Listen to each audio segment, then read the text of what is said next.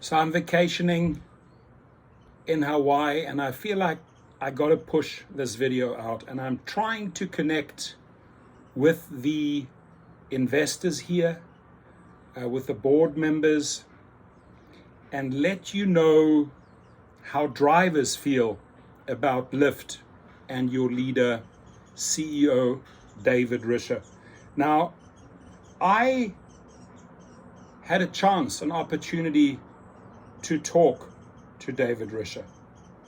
And what was planned to be a 15-minute conversation actually went 30 minutes because I thought it was extremely productive. I thought he was listening. I thought he was really concerned about the points that I brought up that drivers have raised. And he actually said, I listened to everything you have to say, and I can tell you that within I think it was the next 6 to 12 months, we will be implementing exactly that. Now, when you look at the Lyft earnings report, ladies and gentlemen, it's a shocker. It's a shocker. It's just hovering above $9. And the stock trades are down. And here is why, my friends. What actually happened? So the shares of the ride-sharing service fell. It was 16.2% in the morning session after the company reported second quarter earnings results.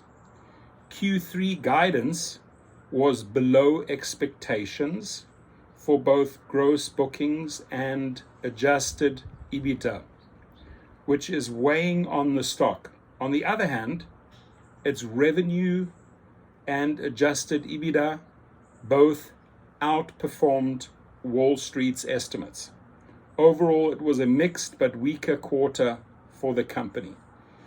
And, to sort of pump some enthusiasm back into the media, he pushed out a press release saying, they were going to come out with a new membership called Price Lock, where riders could actually lock in lower pricing for the month if they paid a membership. And the numbers that were floated there were like about $2.99 to $5 for this membership per month.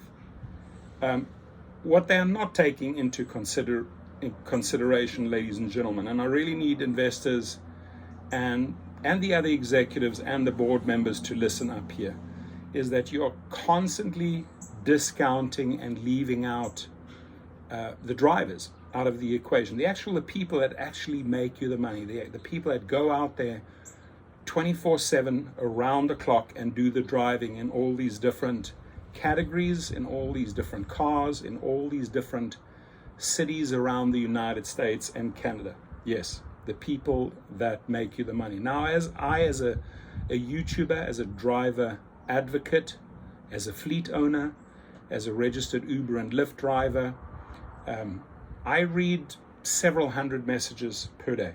As I push out my 4 or 5 videos per day, in come the messages. And it's not rosy. It's not great what drivers are reporting on David Risher. And I truly believe the time has come. Look, you've given this guy a chance. Very briefly, the stock went up. But I truly believe that with the poor leadership of Kristen Zverchek and David Risher, they messed this company up. Now, maybe slightly better than Logan Green and John Zimmer, who were absolutely clueless. They were just not made out for the role. But, if you're taking the company back to the low nines, if it's just hovering above $9, that is atrocious, my friends. So the stock market definitely overreacted to the news, and big price drops can present good opportunities to buy high quality stocks. And the question is now the time to buy Lyft when it's at this low, right? I mean, does it really have potential here? I think it could have a lot of potential if we chose the right leadership. If you, the board, actually chose the right leader. This guy comes from the non-profit world, had some fancy ideas here and there, but overall, David Risher has not performed for Lyft. And what is the market actually telling us? Well, the Lyft shares are very, very volatile, and over the last year have had 40 moves greater than 5%. But moves this big are very rare even for Lyft, and that is indicating to us that this news had a significant impact on the market's perception of the business. The biggest move we wrote about over the last year was 6 months ago, when the stock gained 37.7% on the news that the company reported fourth quarter results, indicating growing users, enabling it to beat Wall Street's revenue and EPS estimates. Rides growth accelerated for the fourth quarter in a row to a 26% year-on-year in the quarter. Guidance for Q1 2024 came in ahead of expectations for gross bookings. Now, I'm sitting outside, and guess what? It just started raining. So I'm going to actually move this laptop in a little bit. It's actually pissing down from the side here. So guidance for Q1 2024 came in ahead of expectations for gross bookings, from which the company generates revenue by taking a cut, and adjusted EBITDA showing that both near-term growth and profits are better than expected.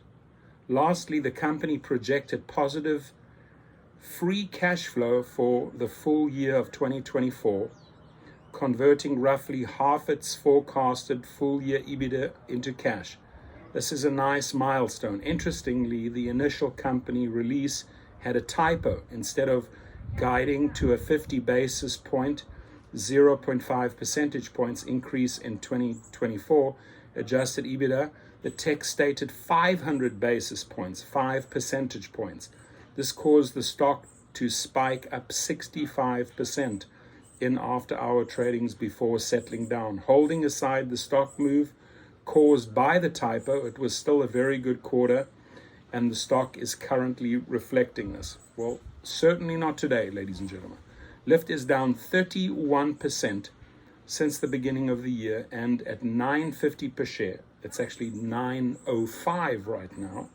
It's trading 53.2% below its 52-week high of $20.28 from March 2024. Investors who bought $1,000 worth of Lyft shares 5 years ago would now be looking at an investment worth $157. That's shocking. That is absolutely shocking. Why is it shocking? You chose this guy. You chose David Risher. And he is not the right choice. Get rid of him. Find someone that understands this industry. So the potential of thematic investing, diverse winners, choosing diverse winners, it's not always that easy. With all that volatility, like I said, 40 times there was a 5%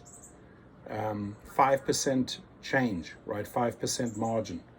It had over 40 moves greater than 5%.